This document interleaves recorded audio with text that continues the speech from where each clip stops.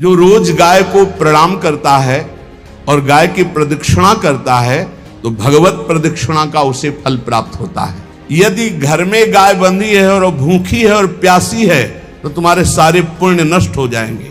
गौ का बहुत बड़ा महत्व वर्णन किया गया धर्म शास्त्रों में, यहां तक कि जब कोई ऋषि नाराज होता था तो आगे गाय करके जाया जाता था तो क्षमा हो जाती थी। गाय को देखते ही वो क्षमा कर देते थे। क्या बिना गौ सेवा के जी जो समर्थ है हर तरह से जी जी बिना गौ सेवा के जी क्या उसकी उपासना कैसे? जो मुक्ति है वो विशुद्ध बोध से है, जो भक्ति है वो विशुद्ध प्रेम से है, और जो धर्म है उसके ये अंग है। हाँ, ये धर्म के अंग है। ये बात है। सतरति सा लोकांग तारयति मम भक्ति युक्तो भुवनम पुनात तीर्थी कुर्वन्ति तीर्थानि। गंगा जी भी इंतजार करते हैं ऐसे महापुरुष का जिसका निरंतर भगवदाकार चिंतन चलता रहता है। गृहस्थ धर्म में जैसे है या जिनके पास बहुत अर्थव्यवस्था है उनको चाहिए कि गौ सेवा से बहुत जल्दी शरीर पवित्र होता है, हृदय भी पवित्र होता है और गोविंद भी प्रसन्न होते हैं। यदि गावः प्रदक्षिणेर कार्या वंदनीया ही नित्यशः मंगलायतनम दिव्याः श्रेष्ठास्त्वेता स्वयं भुवा। यदि गाय घर में पाली जाए या गौशाला खोली जाए और गौओं की सेवा की जाए, जिनके पास अर्थ है, भाव है, भगवान स्वयं श्री कृष्णचंद्र जी ने गौ सेवा स्वीकार की, गौवें चराई। गौओं की परिक्रमा करने से, जैसे आप प्रभु के बिहारी जी के मंदिर की 4 परिक्रमा करें तो जो फल आपको मिलेगा वही गाय की 4 परिक्रमा कर ले तो आपको प्राप्त हो जाएगा। गौ की प्रदक्षिणा से, गावः प्रदक्षिणी कार्या वंदनीया ही नित्यशः, जो रोज गाय को प्रणाम करता है और गाय की प्रदक्षिणा करता है तो भगवत प्रदक्षिणा का उसे फल प्राप्त होता है।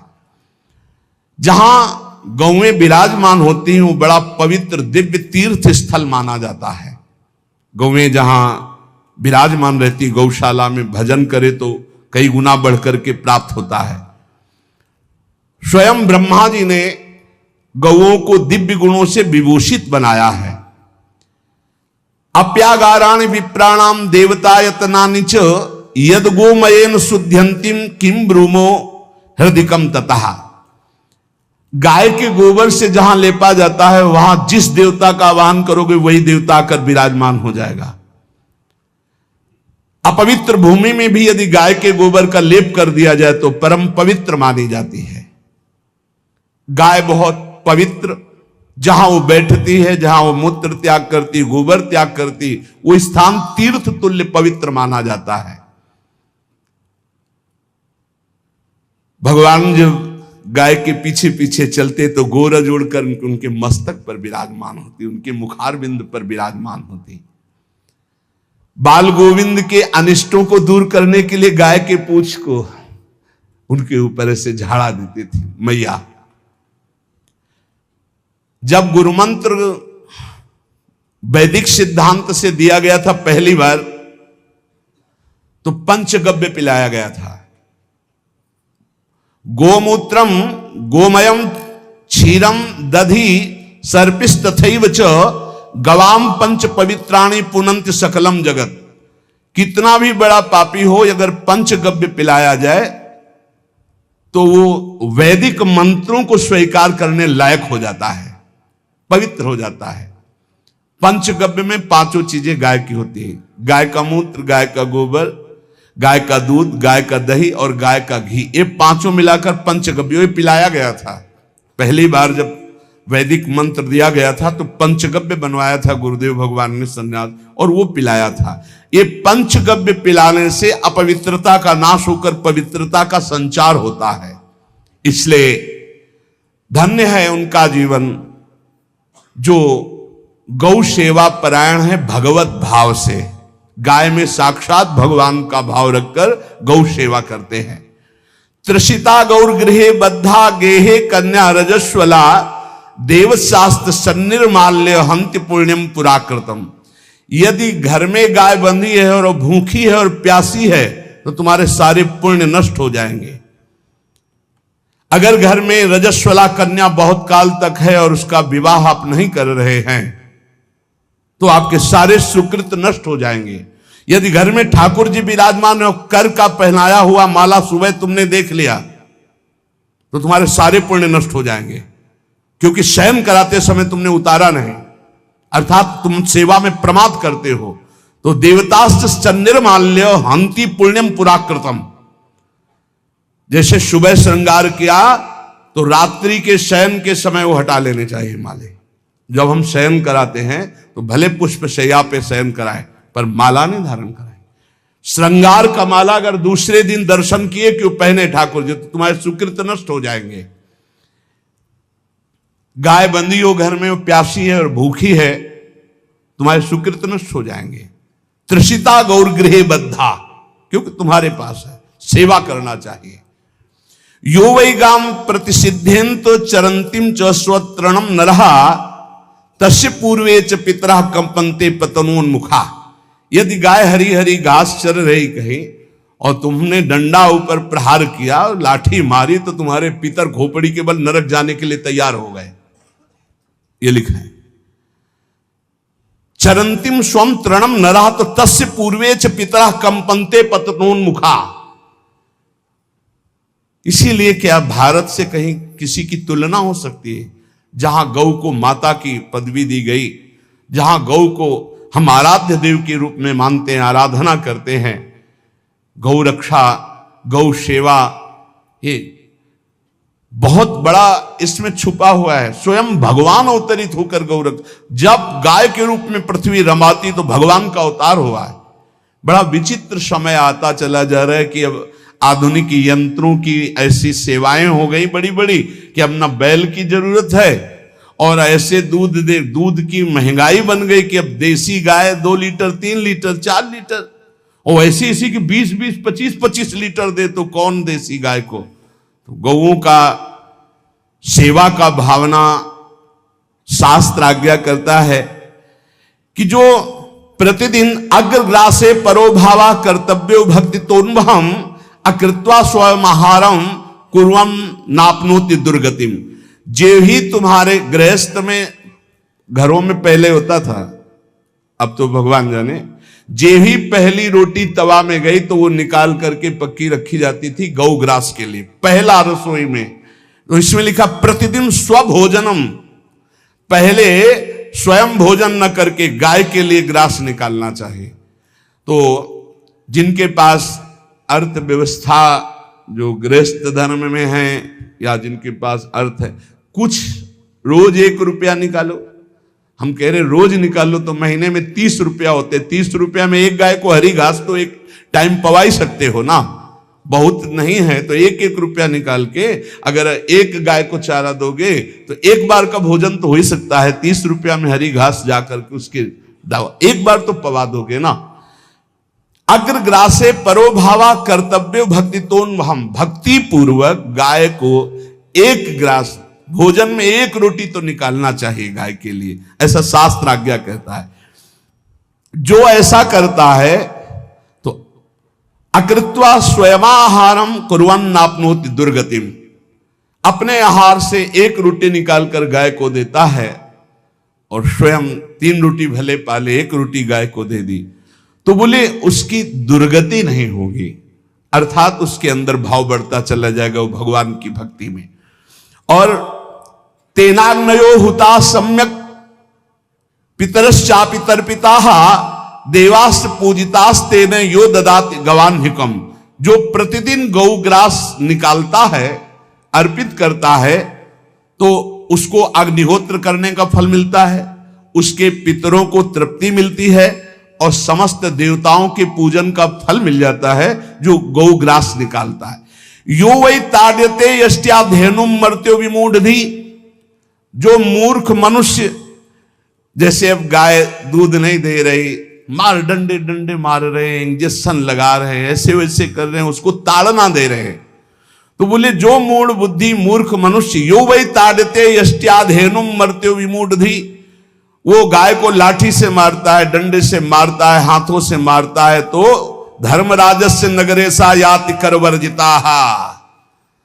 धर्मराज जी पहले अपने नरक में ले जा करके उसके कहते थोड़े थोड़े तिल तिल करके पहले इसके हाथ काटो, मरना है नहीं वहां। अब आराम आराम से थोड़े थोड़े पहले हाथ वर्जिता है, इन्हीं हाथों से गाय को मारा था ना, वैसे थोड़ा थोड़ा काटा जाता है उसके हाथ। कर वर्जिता हा, उसके दोनों हाथ काट करके थोड़े थोड़े। यो वै दंसान वार्यति तस्य पूर्वे कृतार्थ कहा नृत्यंत सवादिस्मास तरिष्यति भाग्यवान। जो गौ के शरीर को स्नान कराता है, गौ के शरीर को कीट आदि से मच्छर आदि से रक्षा करता है, और खूब अच्छा अच्छा पदार्थ गौ, केवल दूध के लोभ से नहीं, ये हम गौ सेवा की बात कर रहे हैं। ये कि नहीं वहां 10 लीटर दूध देती तो हाथ फेरो, जब दूध नहीं देती है तो चारा भी ठीक से नहीं दे रहे, और उसके ये स्वार्थी हो, गौ सेवा का बात नहीं। वो दूध का लोभी केवल व्यापार की बात करता है। गौ सेवा का तात्पर्य है गौ सेवा केवल, खूब बछड़े को पिला दिया प्रसाद रूप से, जो दूध मिला उसका अपने सेवन की, वो बात तो अलग है। अब बछड़े को तो जरा सा केवल पिन्हाने के लिए कर दिया, और खूब सारा दूध लीटर में नाप करके जा रहा है, और उस समय तक तो खवाओ पियाओगे ही खूब अच्छे से। उसके बाद जब दूध देना बंद किया तो उसका आदर सत्कार खत्म, खोल के बाहर ऐसे वो प्लास्टिक खाते घूम रही है, तो ये गौ सेवा नहीं मानी जाएगी, वो स्वार्थ पूर्ति मानी जाएगी। जो सदैव गौ सेवा करता है, उसके डांस मच्छर हटाता है, स्नान कराता है, पीठ में हाथ फेरता है, उसके पूर्वज जो पितर होते हैं वो नाच पड़ते हैं, उनका मंगल होना शुरू हो जाता है कि हमारे वंश में गौ सेवक पैदा हुआ, बड़ा भाग्यवान है, और वो गौ के द्वारा हमें तार देगा, ऐसा भाव। गौ सेवा हमारे सनातन धर्म में बहुत बड़ा स्थान गौ सेवा का है। पर एक बात ध्यान रखें, इन सब सेवा का फल है भगवान के चिंतन में निरंतर वृत्ति डूब जाए। हमारी एक एक वृत्ति, एक एक क्षण भगवान के चिंतन में डूब जाए। अगर नहीं तो हम आपको उत्तर दे रहे हैं, क्या महाराज नृग जैसा कोई गौ सेवक हुआ है दानी? भागवत में पढ़ लेना, करोड़ करोड़ गायों को, करोड़ों गौशालाएं थी, एक दो नहीं। इसलिए कह रहे हैं करोड़ों शब्द कि आप उसको कोई ज्यादा ना समझें। पृथ्वी के कोई भूमि के कण गिन सकता है, बारिश की बूंदे गिन सकता है, लेकिन महाराज नृग की गौएं जितनी दान की गई वो गिनी नहीं जा सकती थी, ऐसा वर्णन आता है। अरबों अर्बुद गौओं की सब स्वर्ण से अभिषिक्त करके ब्राह्मणों को दान करना। इतने बड़े गौ सेवक, इतने बड़े दान करने वाले, एक चूक हो गई, ना दान लेने वाले तपस्वी ब्राह्मण की गाय किसी अन्य ब्राह्मण को दान कर दी, और वो ब्राह्मण ने जब गाय देखी बोली मेरी गाय चुरा ली, बोले महाराज नृग ने दी। महाराज नृग से कहा मेरी गाय है, तो उनका गौशाला में आ गई होगी, आपको 10,000 गौएं देते हैं, आप अपनी गाय। बोले मैं प्रतिग्रह नहीं लेता। जिसने दान लिया था उसने कहा गाय यही लेके जाऊंगा, तो उनका आप गाय छोड़ दीजिए, आपको 10,000 गाय देते। बोले नहीं लूंगा। बस अनजाने के अपराध ने गिरगिट बना दिया था, कुएं का गिरगिट। पर भगवान बड़े कृपाल हुए, गौ सेवक थे, इसलिए गोविंद द्वारिकाधीश जी ने उनका उद्धार किया। सब साधन का फल है अच्युत भावना से युक्त होकर, भगवत भावना से युक्त होकर निरंतर भजन करते हुए सेवा परायण रहो, चराचर जगत की सेवा परायण रहो। भजन करना ही सबसे बड़ा परम धर्म है। हम सब सेवाएं करें जगत की, लेकिन अंदर से राधा राधा राधा, गोविंद गोविंद गोविंद गोविंद, आनंद आ जाएगा। तन से सेवा करो, मन से भगवान के चिंतन, मामनुष्मर युद्ध से भगवान के चिंतन में रहो। सेवा और व्यापार में अंतर होता है। गौ सेवा के बहाने से धन का जो दान लेना है और उसका अपने में प्रयोग करना, मैं पितरों सहित नरक जाना है, लिख लो। गौ सेवा के बहाने से दान लेना और उसका अपने परिवार के सुख में पैसे का प्रयोग कर देना या अपनी वासनाओं की पूर्ति में लगा देना, आया गौ सेवा के लिए और आप प्रयोग कर रहे हैं गाड़ी घोड़ा नाना प्रकार के सांसारिक भोगों में, तो लिख लो पितर सहित तुम्हारे नरक जाएंगे, क्योंकि गौ सेवा के लिए आया है। गौ सेवा का धन सिर्फ गौ सेवा में ही लगना चाहिए। आप गौ सेवक है, दूध पान कीजिए, रोटी खा लीजिए, लेकिन गौ सेवा का अर्थ आप अपने वासनाओं की पूर्ति में, अपने मनोरंजन में या अपने मन के संकल्प भावना में नहीं पूरी कर सकते। गौ सेवा के लिए ही पूरी कीजिए। गौ के वास का निर्माण, गौ के भोजन की व्यवस्था, वो दूध दे ना दे, वो कैसी भी अवस्था में हो, उसकी सेवा परायणता, उसके लिए सेवक रखना, सेवकों को भी सुख प्रदान करना, लेकिन स्वयं कभी गौ के सेवा के लिए आए हुए धन का स्वयं के लिए भोग न करना और निरंतर भजन रखना, उसे परम पद की प्राप्ति हो जाएगी। इसलिए हमारे सनातन धर्म में गौ सेवा का विशेष महत्व है और इस महत्व को सबको स्वीकार करना चाहिए। यदि आप गौ पालन स्वयं नहीं कर सकते तो 4 लोग मिलकर के, क्योंकि आज जो गायों की व्यवस्था वो बड़ी दयनीय हो रही है। दयनीय इसलिए हो रही कि दूध की अधिकता के चाह रखने वाले भैंस रखते हैं या विदेशी गाय रखते हैं। अपनी भारतीय जो देसी गाय है वो उतना अधिक नहीं देती कि 40 लीटर 30 लीटर 25 लीटर, बहुत अधिक देगी तो 5 और 8 लीटर। देसी शुद्ध गाय अपनी जो है वो 8-10 लीटर, बहुत जब व्यवस्था हो। नहीं तो अपने गांव में तो देखा है 2-2.5-3 लीटर से ज्यादा नहीं देंगे। 1.5 लीटर इधर 1.5 लीटर उधर, या बहुत हुआ तो 2 लीटर 2 लीटर, पर वो स्वर्णिम दूध होता है। जो दूध की चाह रखने वाले जन थे अब वो गायों को नहीं रखते, देसी गायों को कोई बिरला ही रखता है। अब पहले बैलों की जरूरत होती थी, गाय बछड़ा दिया तो आनंद होता था कि किसानी के काम में। अब तो ट्रैक्टर है तो बैलों की जरूरत नहीं। अधिक दूध के लिए अरे अब तो पशुओं की जरूरत नहीं, केमिकल से दूध बन रहे हैं, टैंकर के टैंकर। तो फिर हमारी जो गायें हैं उनकी बड़ी दुर्दशा हो रही। तो हमें चाहिए कि जो गृहस्थ जन हैं, धनी मानी जन हैं, या जिनके पास शरीर व्यवस्था, बौद्धिक स्तर सेवा परायण, अर्थव्यवस्था, वो थोड़ा 4 गाय की व्यवस्था करके उनकी सेवा करें, क्योंकि हमारे सनातन धर्म का स्वरूप है। जहां मां पदवी दी गई है गांव को, गौ माता कहा गया है। गौ में समस्त देवता विराजमान है। गौ का बहुत बड़ा महत्व वर्णन किया गया धर्म शास्त्रों में। यहां तक कि जब कोई ऋषि नाराज होता था तो आगे गाय करके जाया जाता था तो क्षमा हो जाती थी। गाय को देखते ही वो क्षमा कर देते थे। बहुत महिमा वर्णन की गई है गौ की। इसलिए जिसको भी, अगर नहीं अर्थव्यवस्था है तो एक रोटी तो निकाल सकते हो ना। तुम्हारी रसोई में रोटी बने तो पहली रोटी निकाल लो, और आसपास जहां गाय बंधी हो तो उसको दे आओ जाकर, तो कम से कम धर्म का पालन हो जाएगा, गौ सेवा बन जाएगी। तो गौ सेवा, चराचर जगत की सेवा, भगवत सेवा, सबका फल है। फिर प्रारंभ में आ जाइए स्मृति। योगी हो तो चित्त की वृत्ति का निरोध करके परमात्माकार, ज्ञानी है तो चित्त वृत्ति का लय करके स्वरूप स्थित, भक्त है तो एक एक वृत्ति सावई मनः कृष्ण पदार विंदयो। भगवान के चरण में, भगवान के नाम में, भगवान के रूप में, भगवान की लीलाओं में स्मृति अगर नहीं तो सब साधन अधूरा, और स्मृति तो हर साधन पूरा। इसलिए एक बार कमर कस लो, चाहे जगत की सेवा करो, चाहे जिस कार्य में लगे हो, तुम्हारी स्मृति प्रभु में लगी हो। स्मृति के बिना हम जीवन का कोई महत्व नहीं समझते। स्मृति विहीन जीवन सब व्यर्थ। इसीलिए उन परमहंसों के चरणों में स्वयं भगवान चरण रज लेने के लिए पीछे डोलते हैं, जो निरपेक्षम मुनिम शांतम निर्वैरम समदर्शनम अनुब्रजाम्यहम नित्यम पुयत्यंगुरेण भी।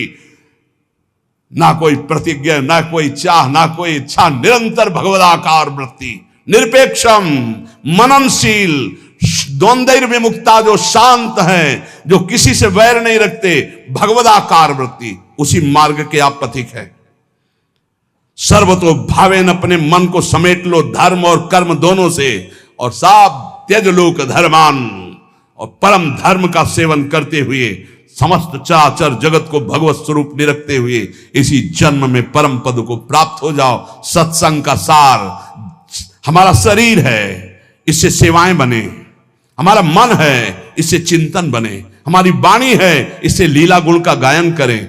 और हम स्वयं परमात्म अंश हैं, परमात्म स्वरूप है, ऐसी ठसक बनी रहे, जीवन मुक्त ही हो। स्वार्थ को लेकर किया गया धर्म रंग नहीं लाता। निष्काम किया हुआ छोटा सा भी धर्म परमार्थ की ऊंचाई पर चढ़ा देगा। ध्यान रखना, परमार्थ की ऊंचाई पर चढ़ा देगा। इसलिए निष्कामता सब सोहित, निष्कामति। श्री वृंदावन विश्राम श्री राधा वल्लभ लाल को हृदय ध्यान मुख नाम।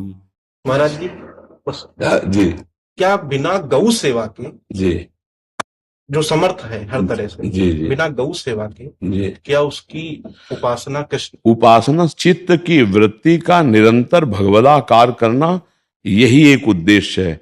अब हमारे पास जैसे शरीर स्वस्थ है, समय है, तो साधु सेवा, गौ सेवा, समाज सेवा, पशु पक्षी की सेवा।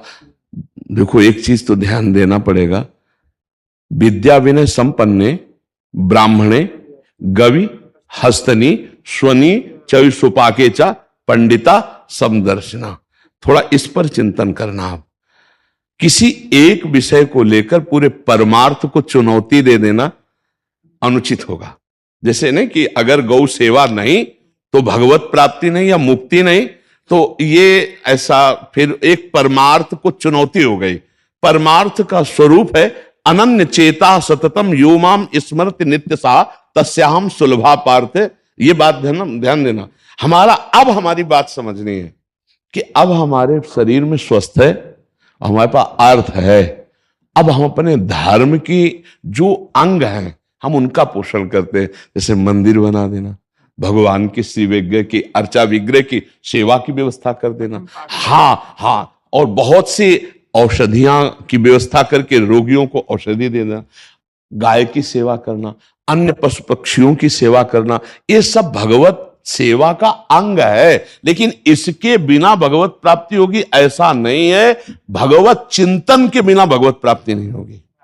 अगर आप बहुत ध्यान से समझना, अगर हमारा उद्देश्य गाय में गोविंद है और ये चिंतन करके गौ सेवा करें तो भगवान की प्राप्ति हो जाएगी। अब हमारी बात को बहुत आंतरिक वृत्ति से लेना।